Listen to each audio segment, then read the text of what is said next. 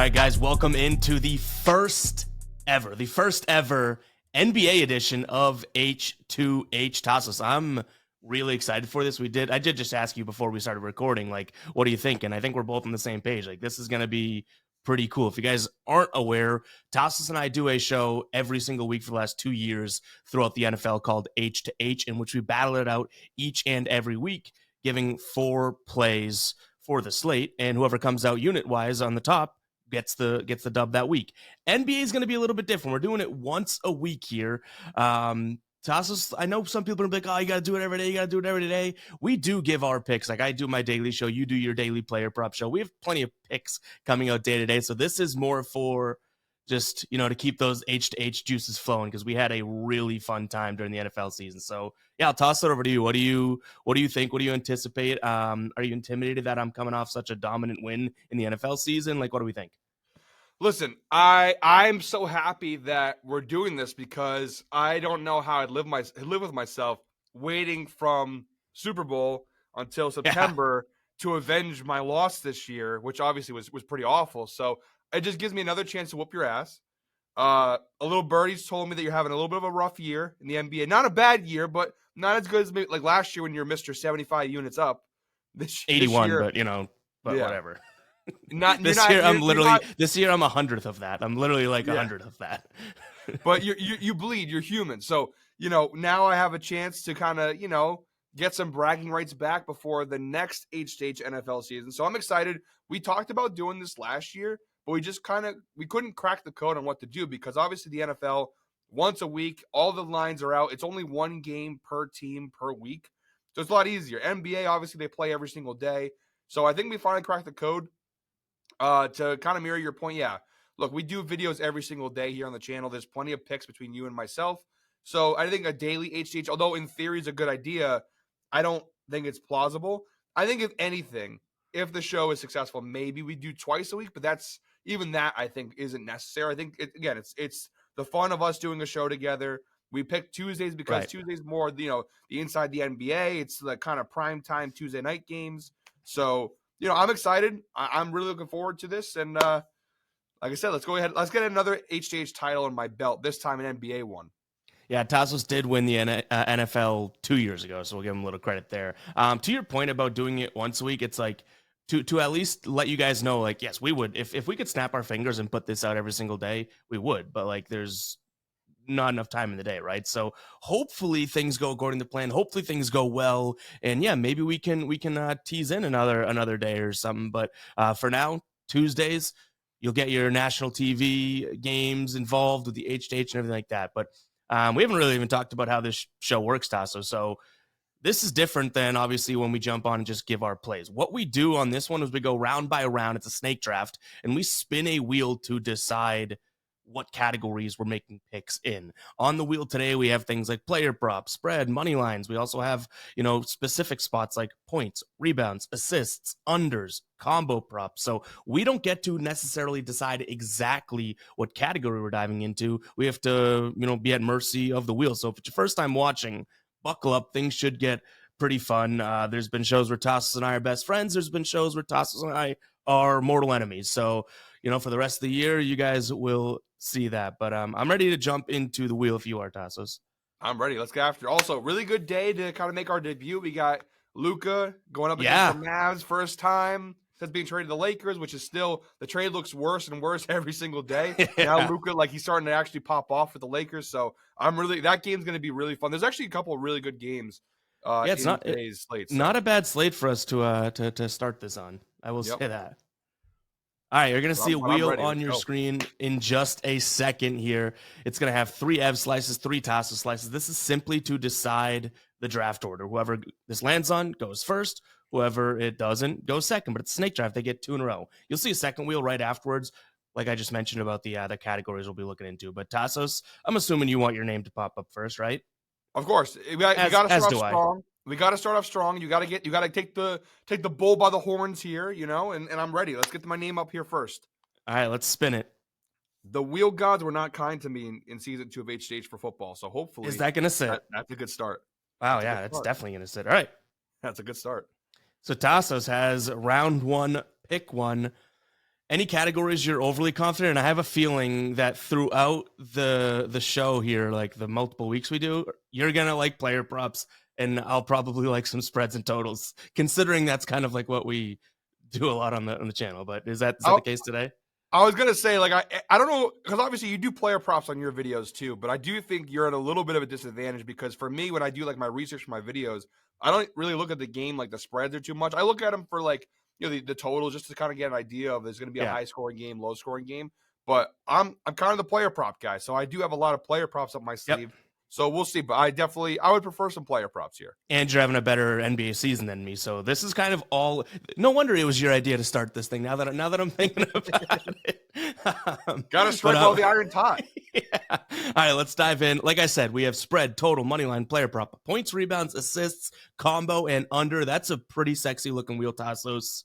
Let's spin it. I'm curious to see what pops up here, because if this goes like spread or total, that's going to be a interesting start.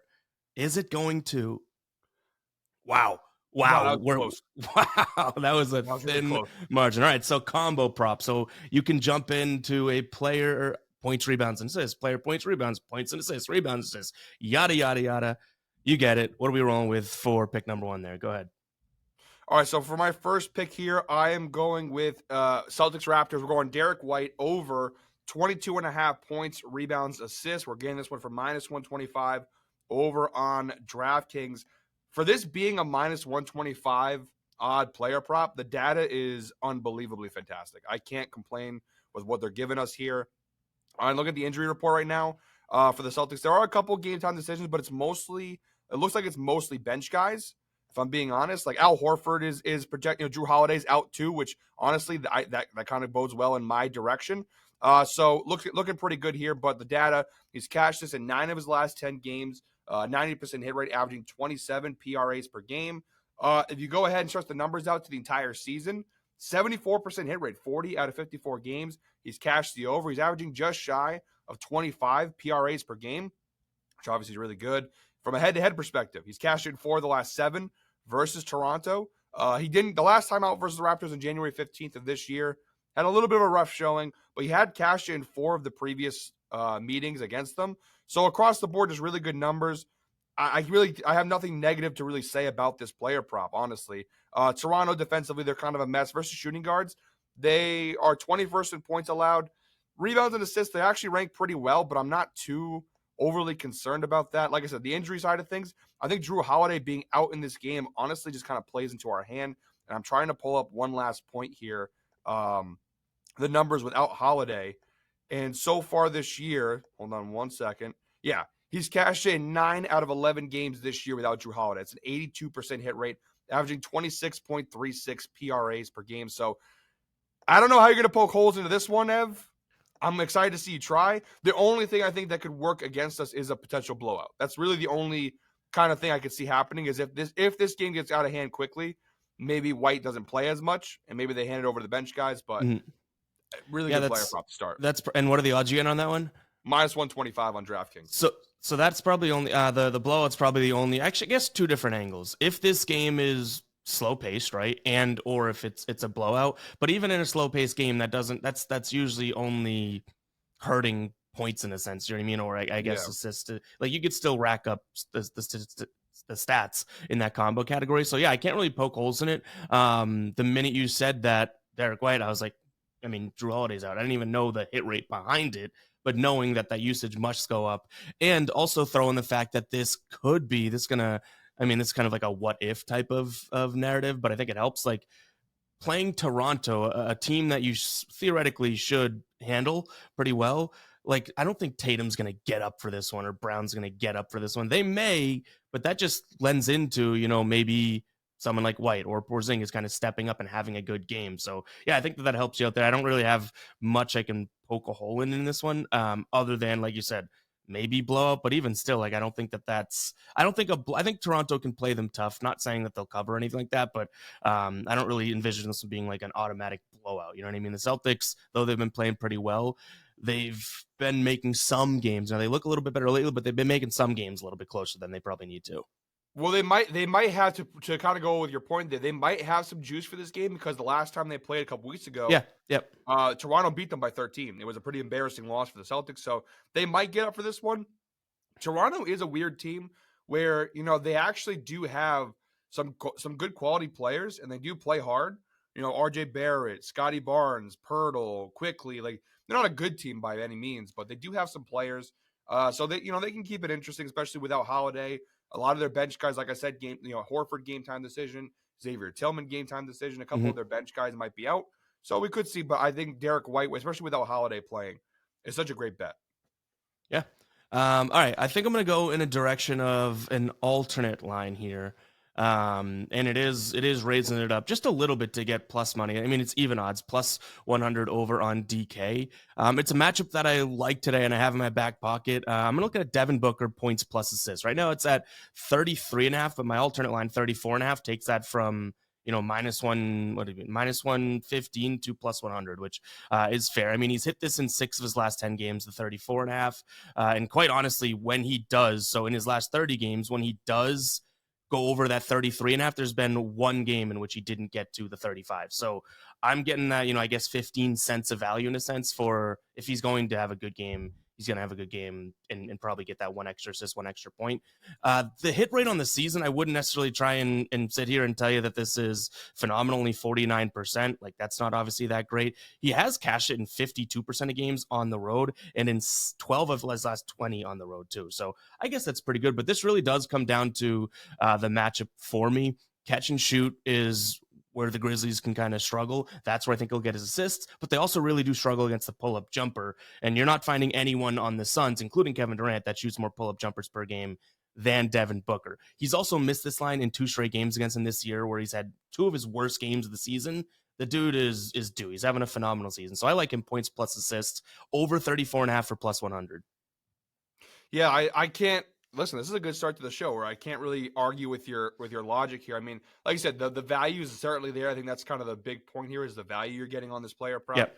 Yeah, I don't think you can really poke. I mean, Memphis defensively overall they are pretty solid, but I do think that this is a good spot now. The Suns had been reeling. They did play pretty well their last time out, so I do think some positive momentum coming into this game.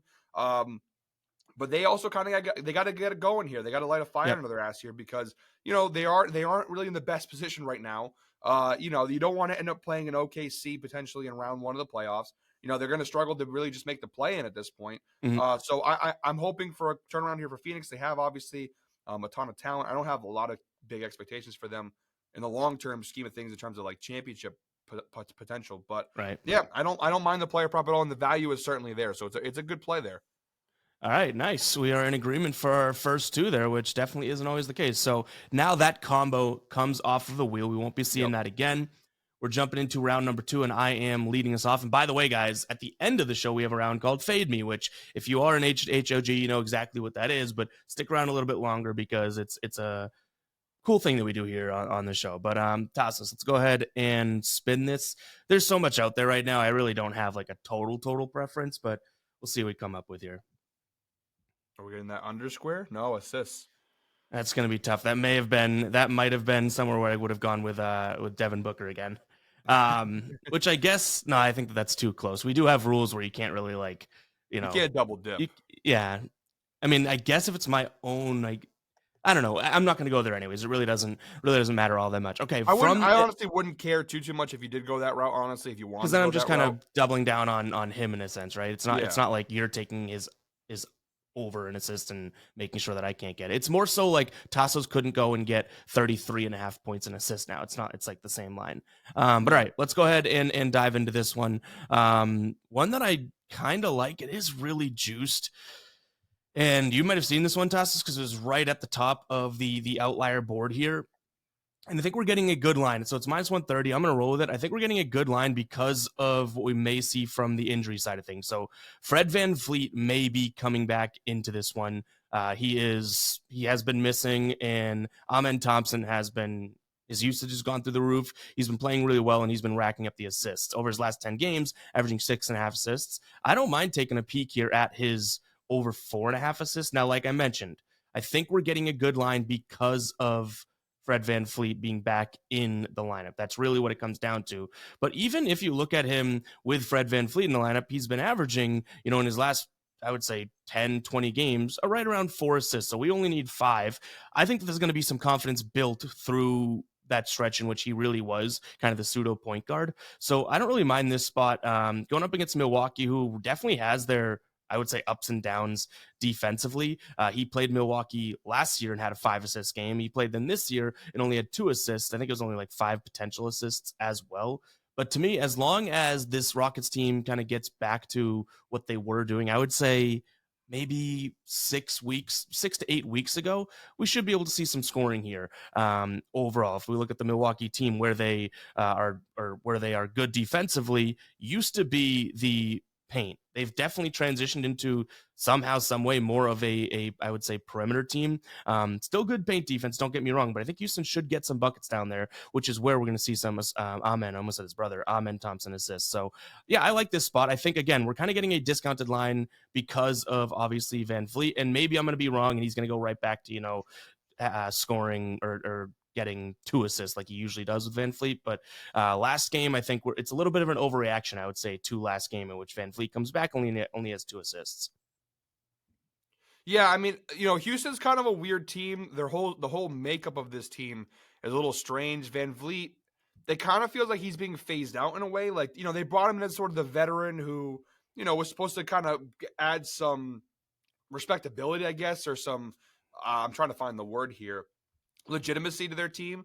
And it just kind of feels like he's kind of getting phased out little by little. I just don't know how much of a perfect fit. His clutch minutes are some of the worst in the NBA this year. Yeah. Like when he's playing those I will late say games, they the games are definitely pretty like bad. they started to slide when he was injured. You know what I mean? Like there's Yeah. something about him that maybe he's like somewhat of a glue guy, or maybe even that sort of like the word you're looking for, like that sort of like leaders, not leadership, but like that guy that comes in the veteran status may have something. But I do agree. I don't think that he's really all that like he's not, even his touches, if you look at it per game, aren't all that crazy. So he comes back, it's definitely impacting the line and impacting Thompson. But yeah, I think I don't really want to put too much stock into it, right? Like kind of on your side. I Yeah. don't think it's not like, LeBron's coming back to your team and the whole offense should change.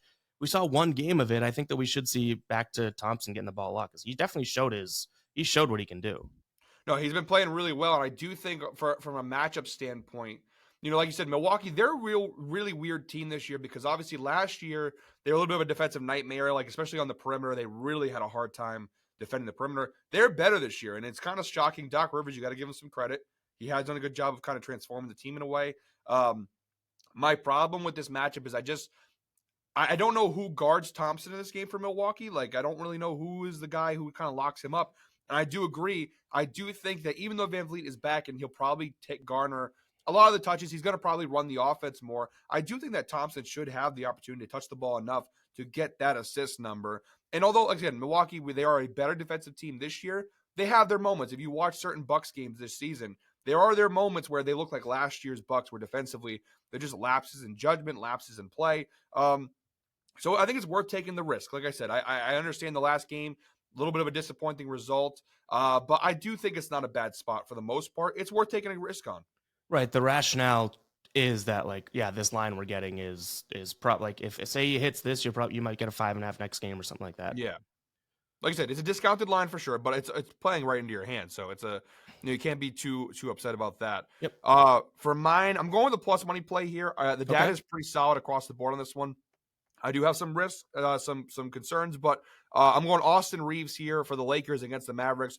Over 5.5 assists. We're getting it for plus 120 over on FanDuel. Pretty much anywhere you want this, it's a plus money play. Plus 110 over on DraftKings. Plus 110 to BetMGM. But we're getting FanDuel plus 120 here. The data is not like the best thing in the world. It's not like he's hitting it like a 90% hit rate or anything. Last 10 games, 60% hit rate.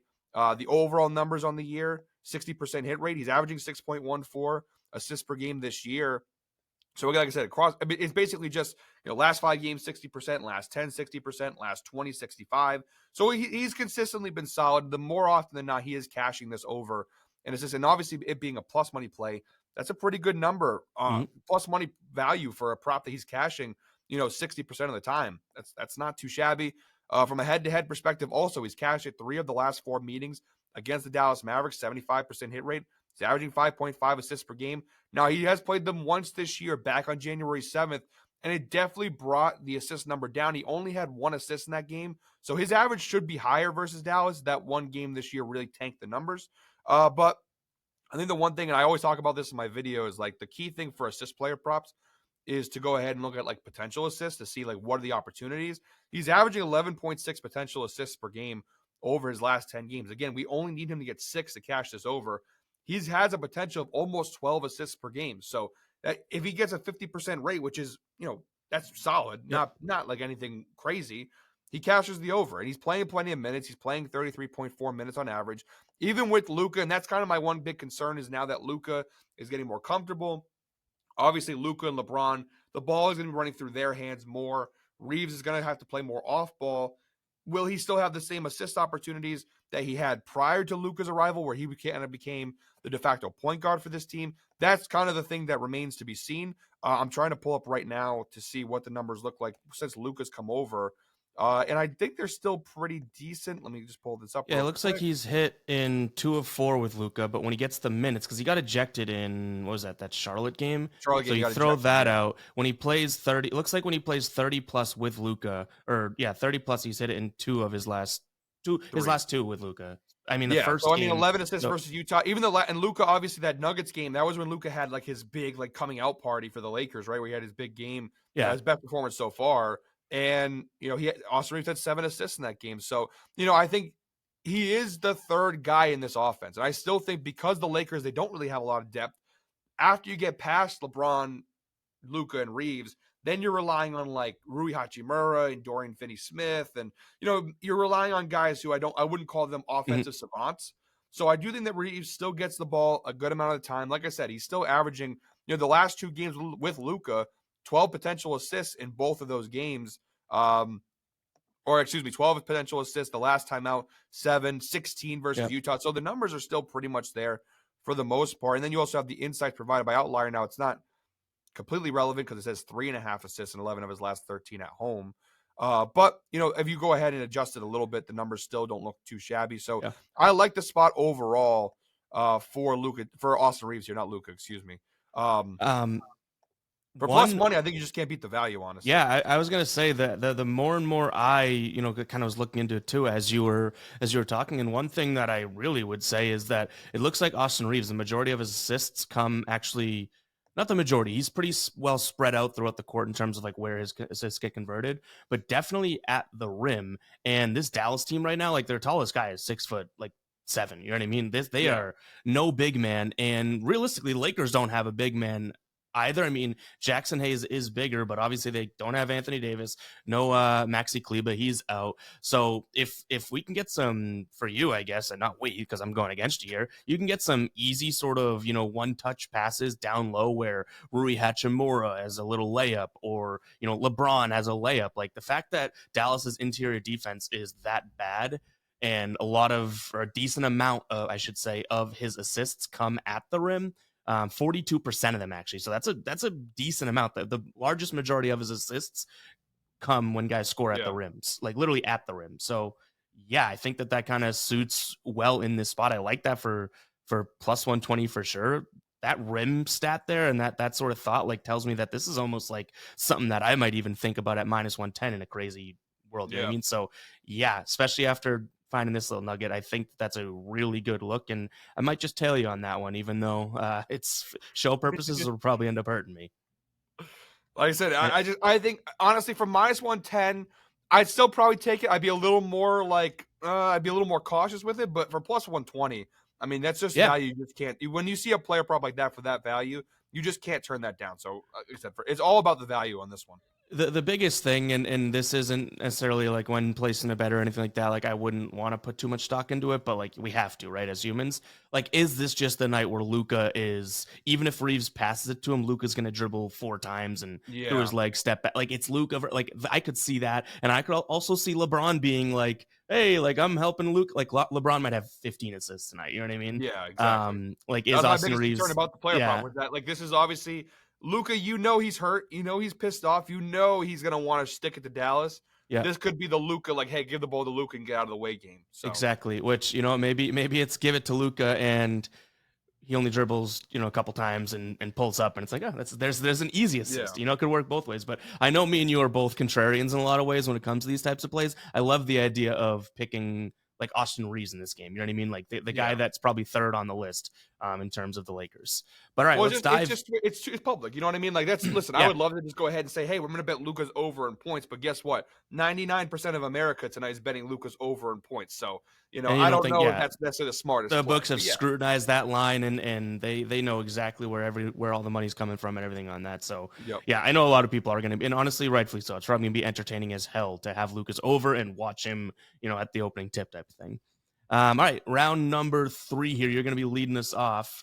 Yep. We've had a combo. We've had an assists. Where do you want to go next? I kind of want to get well, I guess I don't need to get the game pick out of like a spread total money line, but obviously we've already done a couple player props. I have a Yep. couple, spread money line total picks. So I wouldn't be mad with one of those, but obviously I'm the player prop guy. So if we get a player prop, I'm not going to be too upset about it. Yep. All right, let's go ahead and spin it. Like I said, there's Give so it the much on the wheel. board here. Like it's a good I like slate, this wheel. honestly. I like this wheel a lot. Is that gonna? No, that's gonna go here. rebounds. Okay, that's actually one that I'm a little light in. My pockets are a little light, but you are starting us off, right? I am starting us off. Okay, Yep. so that gives me an extra 30 seconds to really try and solidify one here, because like I Well, said, with the way that I ramble, you might even get a little bit more. 30 seconds. Yeah, people that watch the show, they're gonna be like 30 seconds. I'm gonna go like grab a lunch. I was gonna say you're gonna have time. If you watch my Super Bowl video, you guys are gonna have plenty of time to go do whatever you want to do. I gotta try and find it because it's not popping up. 1 second. I'm gonna go ahead and tell you guys real quick. The player I'm going for here is Zion. I'm going Zion rebounds here. They're playing the Spurs. The second time they play the Spurs again. Yeah. So here we go. The question is, do I go with the plus money? Do I go with the safer pick? I might even found mine already. I'm gonna go with, you know what? This is tough. It's tough because I'm gonna go with this one. We're gonna go with the plus money play. I'm gonna try and kill you with the odds here. Okay. We're going Zion Williamson against the Spurs over 7.5 rebounds. It's plus 126 over on FanDuel. Now, obviously, if you do go with the 6.5 line for people at home who do want to tail, 6.5, the data across the board is significantly better. But the head-to-head data is exactly the same, and so that's why I'm going to stick with the plus money, because against the Spurs, it doesn't change how the numbers look. So we're going with 7.5. It is plus 126 on FanDuel. He's cashed it in 3 straight matchups against San Antonio. He's averaging 7.25 rebounds per game against the Spurs. He played just literally 2 days ago. He had 9 rebounds in that.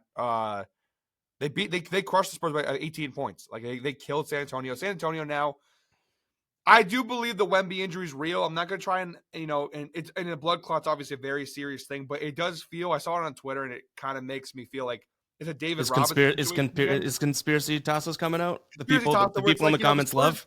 The same thing happened in the 90s where David Robinson goes down and his injury allows them to get Tim Duncan, and then they go on their little run here. Imagine now, the Spurs weren't really a great team to begin with. Now Wemby's done for the year. Can you imagine they end up with Cooper Flag? Like, imagine. I know. Well. So I think that I don't know if I don't want to say that they're tanking, but now we have Greg Popovich, who's not coming back for the rest of the season. It's almost like they may just be kind of thinking, like, if it's not worth it, why, I guess, I don't know, risk Wemby's future or even I guess like Popovich in this case. So yes, that may be, like, Popovich is what, 70. Like, he's almost 80. He's almost 80 years old. He's in his 70s, yeah. So it's like, maybe that's it. I don't want to make it, because obviously Popovich had a stroke, a very serious thing. Hope he gets well. Yeah. Wembanyama, blood clots. It's the injury it's the thing that basically ended Chris Bosh's career. Chris Bosh was in the prime of his career, and then he had the blood clot thing, and he was never the same again. So hopefully, it is 2 very serious things. I'm not trying to say like, oh, they're faking a stroke or faking a blood clot for Cooper Flag, although clip it. He is worth it. I would think. Oh my god, he's that good. Honestly, he's that good.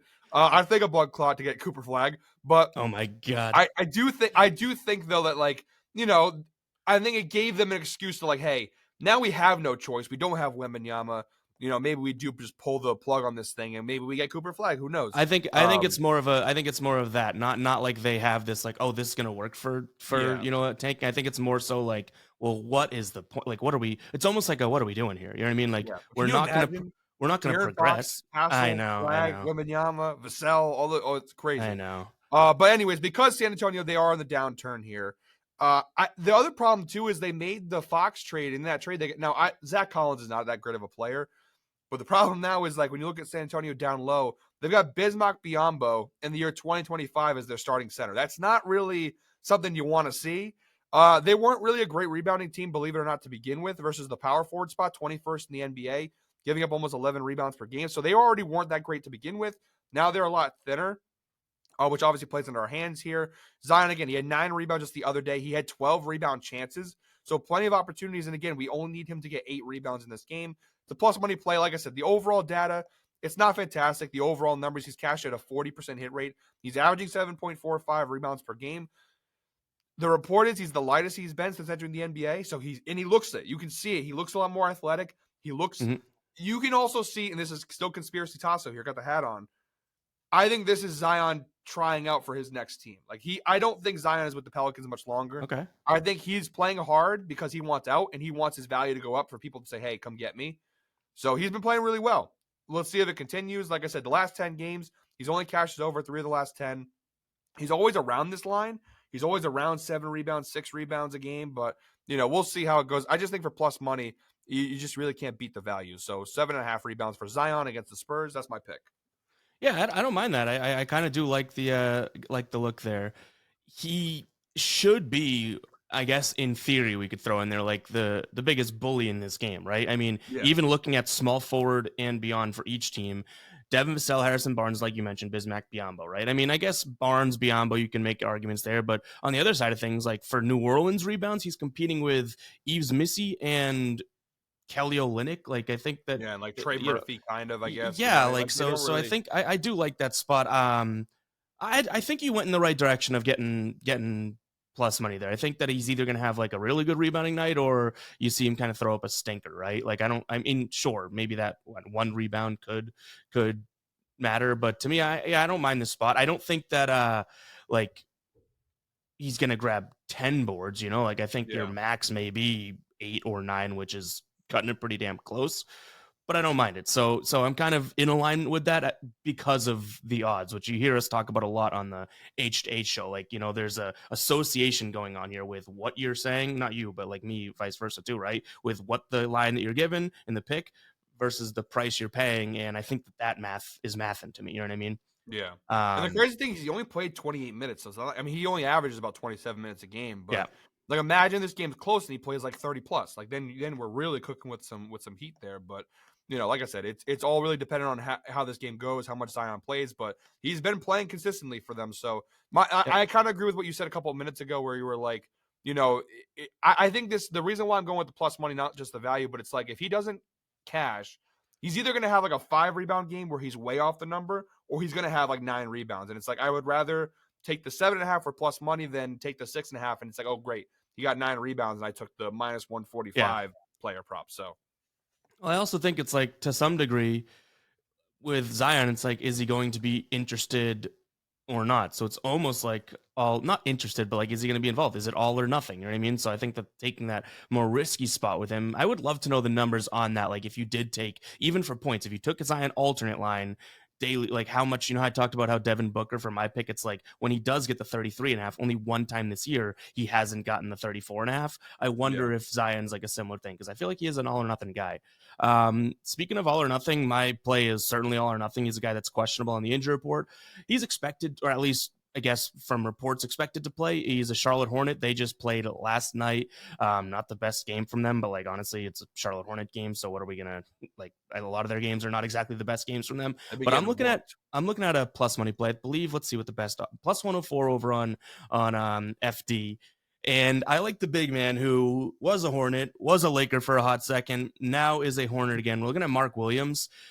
He's been a little banged up with a foot injury, so I'm hoping he gets his minutes because when he does play 25 or more minutes this season, the hit rate's not all that great, but he's averaging 11.2 rebounds, and he's going up against this Warriors team who they're not. I guess I would say like the biggest of teams. They're not exactly a bad rebounding team, especially if Draymond's healthy and stuff. That's just a body down there, but they're pretty like they're bar none starting lineup wise. Mark Williams is going to be, and I want to say it's going to be by like 6 inches, right? Like the tallest guy and biggest guy out there. This is a Charlotte team that is obviously really, really shaky, but they're actually starting to shoot the ball way more in the paint. Even LaMelo hasn't been this three machine. And when teams do shoot in the paint, we see a ton of, or no, I shouldn't say a ton, but a little bit of a rise in terms of offensive rebounds, tip-ins, and stuff like that, because the ball isn't, bouncing out to the three-point line. And the center has some more opportunities. My one concern is that, flip it over. Defensive rebounds is where he's going to need to get a lot of these. Golden State, what do they love to do, right? They love to shoot a lot of threes. So sure, that might limit some of his rebound opportunities, but this really comes down to the minutes. If he plays 25 minutes, I like him to get 10 rebounds here, over 9.5. Again, he should get some just by accident because he's the biggest guy out there. And this isn't a very good rebounding team for Charlotte anyways. Last 3 games, they're the 30th ranked team. So it's like, yeah, I mean, they all stink at rebounding. He's a good rebounder going up against a very small team. Like I said, Golden State, disciplined, decent rebounding team. Jimmy Butler's actually helped their rebounding. But the big guy, he's going to be like that kid in middle school that's taller than everybody that stinks. That was probably you, Tasos, being how tall you are. You just grab rebounds by accident. I was literally just gonna say that was literally what I in like 8th grade I was like 6'3", and like I didn't have to try. The ball just bounced into my hand. Exactly. I didn't even realize what I was saying until I was like, wait a second. But yeah, see, I'm hoping that Mark Williams has some Tasos rebounds today. Yeah, I'm 100% with you. I like the thought process. Listen, I don't know if this is a good thing or a bad thing, but we're off to a really good start here. We're agreeing with all of our picks, but yeah. The only negative in this position is, like you said, the minutes. And Mark Williams, that's kind of been the one thing with his entire career is he can't consistently stay on the court. And when he is on the court, it seems like he's always on a minutes restriction. So I mean, and like I said, the thought process, like I said, the Hornets, they've now lost. They got beat by Portland by almost 60, and then they got beat by. I had Charlotte plus 6.5, by the way. Yeah, they got beat again by Sacramento last night by almost 50. So they have been awful the last 2 games. Their losses have been horrific. But yep. Like I said, there's nobody on the court who's going to rebound better than Mark Williams, and the Warriors do play small ball. They don't. I mean, Draymond plays center a lot of the time. They're otherwise they got like Kevon Looney out there. Like they don't really have a true center. Mark Williams has a clear advantage there. The one area where you have to be concerned is just the minutes. That's literally the only thing. Everything else, the matchup, who else? Like you said, who's battling on the Hornets with Mark Williams for rebounds right now? Miles Bridges?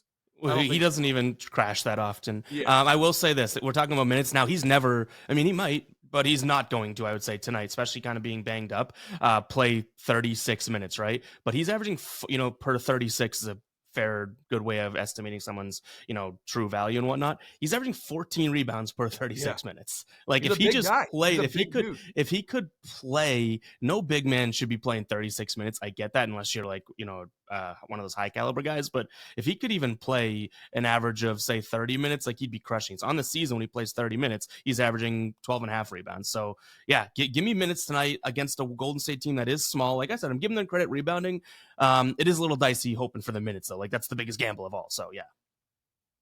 Yeah, like I said, it's just a minutes thing, but otherwise, I mean, he's a big bastard, man. That guy can grab boards, especially when you're playing Golden State. Like Golden State is the one team where, like, if you have a really big center, you want to bet his rebound mark against them because they really don't. They're not a bad rebounding team, but they don't have the size for someone like Mark Williams.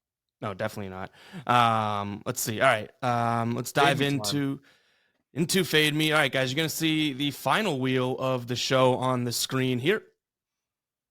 Let's get it up. I want to make that well known. I have a pick that I really want, and I would like to have Fade Me. So if the wheel gods comply, this wheel will land on either myself or Tasos, much like when we were deciding the draft order, right?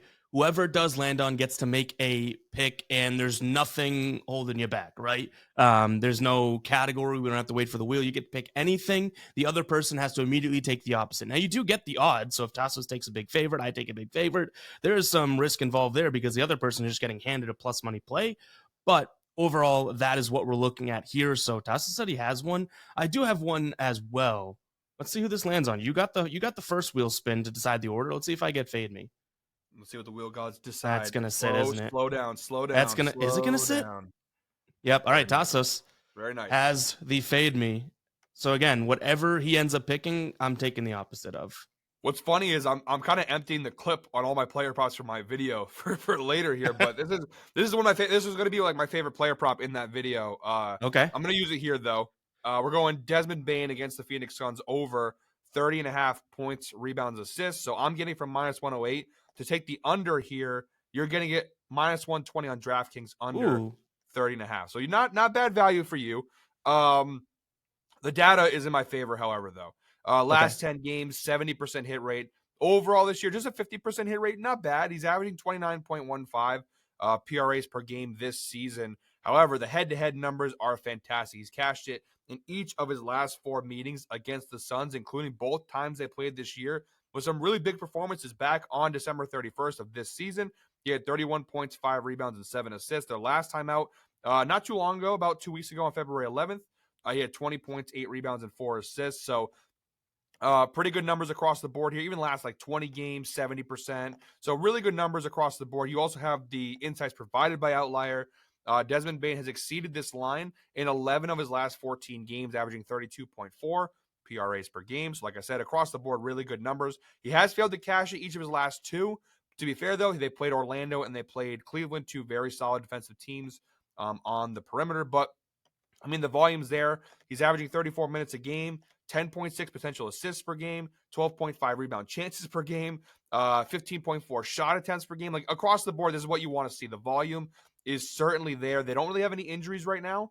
The only guys who are out for Memphis or are supposed to be out for Memphis, game time decision. You got Zion Pullen, who I didn't even know was a player on the Grizzlies. That could have been a 2K created player for all I know.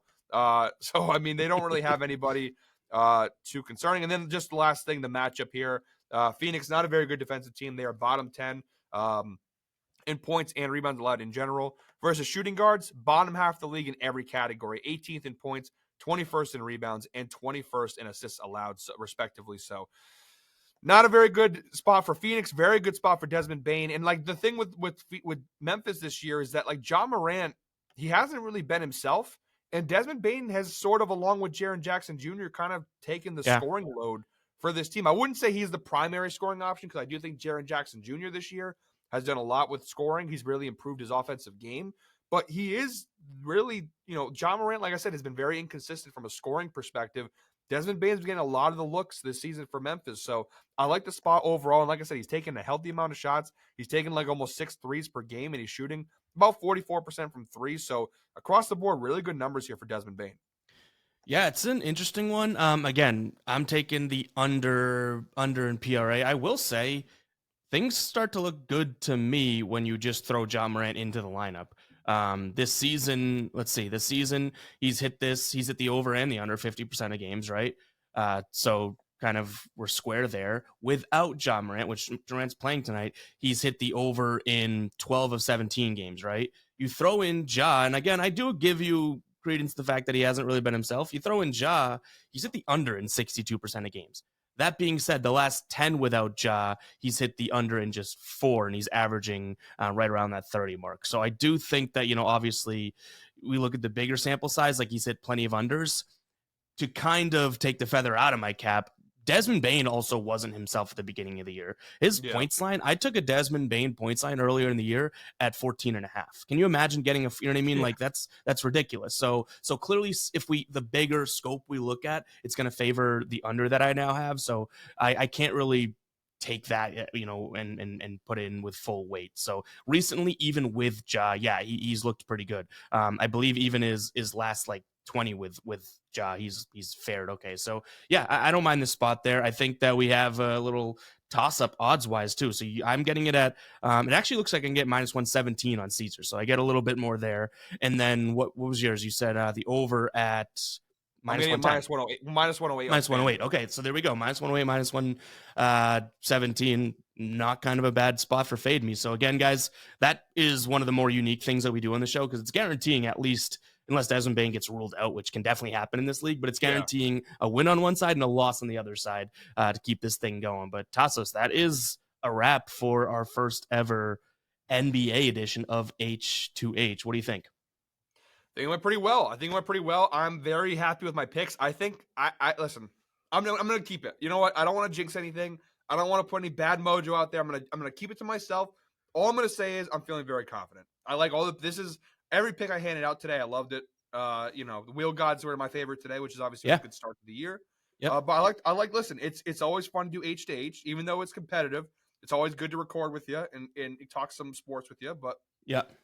just be prepared. I am coming to beat that ass this year. Yeah, and Next have it season. be known, the guy that's coming to beat that ass claims that the stroke was planned, the blood clot was that's the people's champion right there, huh? That's the Popovich people's is champion. faking it. He's faking the whole thing for Cooper Flag. You heard it here first. But again, guys, that's gonna wrap it up. If you made it this far into the video, comment Ev or Tasos. That's gonna be our way of knowing someone made it all the way through. I think you'll be one of few because obviously these are long videos, but we know we got some real ones out there. So truly do appreciate everyone that does tune in. The reason we wanted to run this thing back with NBA is because we had such a killer NFL season. Like you guys watching, commenting, asking when's H to H coming out, when's H to H, like that's awesome. So we didn't want to leave you guys hanging for months and months and months. So yeah, here we are with the first NBA edition. Again, it'll be coming out on Tuesdays moving forward, assuming our schedules and trips. And I do have some vacations planned, which obviously Of is course. is it is what it is. But Tuesdays should work fairly well. But that's all I have, and I guess we'll catch you guys in the next one. All right, peace out.